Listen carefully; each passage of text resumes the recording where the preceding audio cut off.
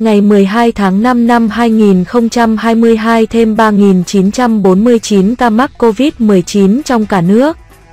Bản tin phòng chống dịch COVID-19 của Bộ Y tế ngày 12 tháng 5 cho biết có 3.949 ca mắc COVID-19 tại 55 tỉnh, thành. Trong ngày số khỏi bệnh nhiều gần gấp đôi số mắc mới tính từ 16 giờ ngày 11 tháng 5 đến 16 giờ ngày 12 tháng 5.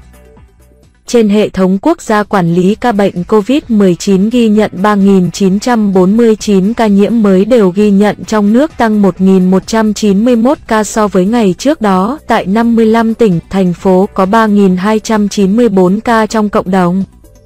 Các tỉnh, thành phố ghi nhận ca bệnh như sau: Đắk Lắk 1.251, Hà Nội 509, Bắc Ninh 346, Nghệ An 168, Phú Thọ 121, Vĩnh Phúc 109, Quảng Ninh 97, Yên Bái 92, Tuyên Quang 86, Bắc Cạn 76. Thái Bình 75, Quảng Bình 63, Hải Dương 62, Lào Cai 62, Lâm Đồng 57, Thái Nguyên 51, Đà Nẵng 51, Thành phố Hồ Chí Minh 49, Bà Rịa Vũng Tàu 43, Hưng Yên 40, Hà Nam 38, Đắk Nông 36. Quảng Trị 34, Lai Châu 33, Nam Định 32, Hòa Bình 32, Ninh Bình 25, Bình Phước 25, Bình Dương 23, Hà Tĩnh 22, Lạng Sơn 21, Gia Lai 20, Cao Bằng 20, Hà Giang 20, Hải Phòng 18. Sơn La 17, Thanh Hóa 14, Quảng Ngãi 13, Khánh Hòa 13, Điện Biên 10, Bình Định 10, Phú Yên 10, Bắc Giang 10, Đồng Tháp 7, Tây Ninh 7, Vĩnh Long 7, Bến Tre 7, Kiên Giang 5. Hậu Giang 4, Thừa Thiên Huế 2, Đồng Nai 2, Trà Vinh 1, Long An 1, Bình Thuận 1, Cà Mau 1. Sở Y tế Quảng Ninh đăng ký bổ sung 2.550 ca trên hệ thống quốc gia quản lý ca bệnh COVID-19 sau khi rà soát bổ sung đầy đủ thông tin. Các địa phương ghi nhận số ca nhiễm giảm nhiều nhất so với ngày trước đó: Bắc Giang -91, Nam Định -42, Phú Thọ -38.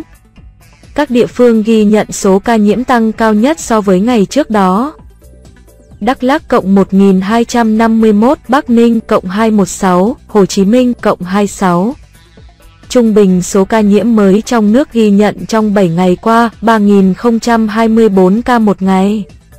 Kể từ đầu dịch đến nay, Việt Nam có 10.690.471 ca nhiễm, đứng thứ 12 phần 227 quốc gia và vùng lãnh thổ, trong khi với tỷ lệ số ca nhiễm 1 triệu dân, Việt Nam đứng thứ 104 phần 227 quốc gia và vùng lãnh thổ, bình quân cứ 1 triệu người có 108.025 ca nhiễm. Đợt dịch thứ tư từ ngày 27 tháng 4 năm 2021 đến nay, số ca nhiễm ghi nhận trong nước là 10.682.719 ca, trong đó có 9.332.147 bệnh nhân đã được công bố khỏi bệnh. Các địa phương ghi nhận số nhiễm tích lũy cao trong đợt dịch này: Hà Nội 1.593.656, Thành phố Hồ Chí Minh 608.848, Nghệ An 483.191, Bắc Giang 385.974, Bình Dương 383.595. Bệnh nhân được công bố khỏi bệnh trong ngày 7.441 ca, tổng số ca được điều trị khỏi 9.334.964 ca thở oxy qua mặt nạ, 270 ca thở oxy dòng cao SFNC, 42 ca thở máy không xâm lấn, 7 ca thở máy xâm lấn, 25 ca ECMO, 2 ca từ 17 giờ 30 ngày 11 tháng 5 đến 17 giờ 30 ngày 12 tháng 5, ghi nhận 3 ca tử vong tại Đắk Lắk, 3 ca trong 3 ngày. Trung bình số tử vong ghi nhận trong 7 ngày qua, 2 ca. Tổng số ca tử vong do COVID-19 tại Việt Nam tính đến nay là 43.063 ca, chiếm tỷ lệ 0,4% so với tổng số ca nhiễm. Tổng số ca tử vong xếp thứ 24 phần 227 vùng lãnh thổ. Số ca tử vong trên 1 triệu dân xếp thứ 130 phần 227 quốc gia, vùng lãnh thổ trên thế giới. So với châu Á, tổng số ca tử vong xếp thứ 6 phần 49, xếp thứ 3 ASEAN, tử vong trên 1 triệu dân xếp thứ 25 phần 49 quốc gia. Vùng lãnh thổ châu Á, xếp thứ 4 ASEAN. Trong ngày 11 tháng 5 có 183.381 liều vaccine phòng COVID-19 được tiêm.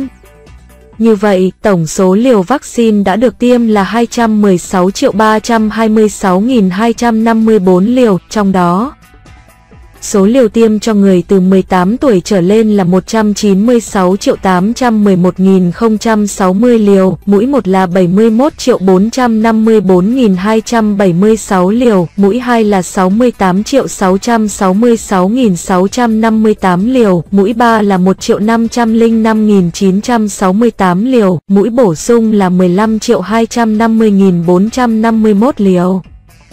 Mũi nhắc lại lần 1 là 39.915.948 liều, mũi nhắc lại lần 2 là 17.759 liều. Số liều tiêm cho trẻ từ 12 đến 17 tuổi là 17.397.058 liều, mũi 1 là 8.916.488 liều, mũi 2 là 8.480.570 liều. Số liều tiêm cho trẻ từ 5 đến 11 tuổi là 2.118.136 liều, mũi 1.